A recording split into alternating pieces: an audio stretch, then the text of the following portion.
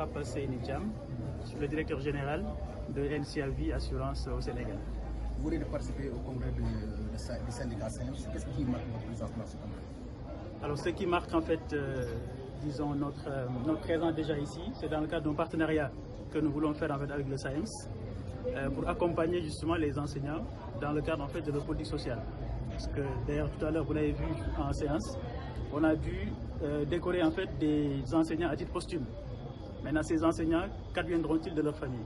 C'est dans ce cadre que nous sommes là, en fait, LSIA, pour accompagner dorénavant le SAEMS dans de telles circonstances que nous puissions offrir en fait, un capital conséquent aux familles en fait, de ces défunts, hein, pour au moins, à côté de la perte chère en fait, de notre chair, au moins que leur niveau de vie puisse être maintenu donc, pendant une certaine période.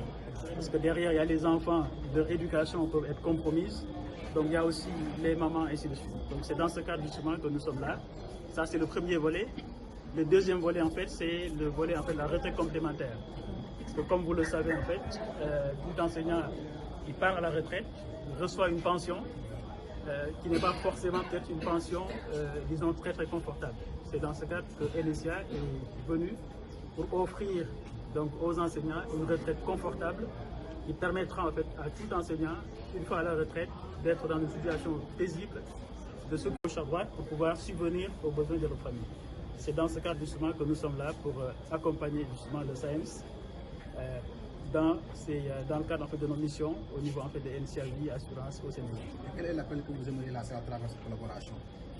Alors j'aimerais lancer comme appel à tous les enseignants, je dirais même au-delà des enseignants, à toute personne qui travaille, donc à penser justement à sa retraite. Parce qu'une retraite, ça se prépare maintenant. Vous voyez en fait dans certains pays où les gens, quand ils partent à la retraite, pensez à la France, aux États-Unis, c'est le moment de profiter pleinement de la vie, de penser à leur famille, de penser à voyager, de penser à aussi leur religion en fait, de vivre pleinement leur religion.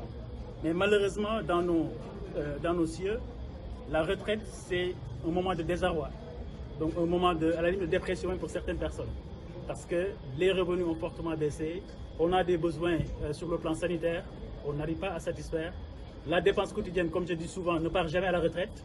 Donc elle est toujours là, il faut assumer. Et malheureusement, on ne l'avait pas préparée en amont. Nous sommes là vraiment pour informer toute la population à veiller justement à préparer leur retraite dès maintenant.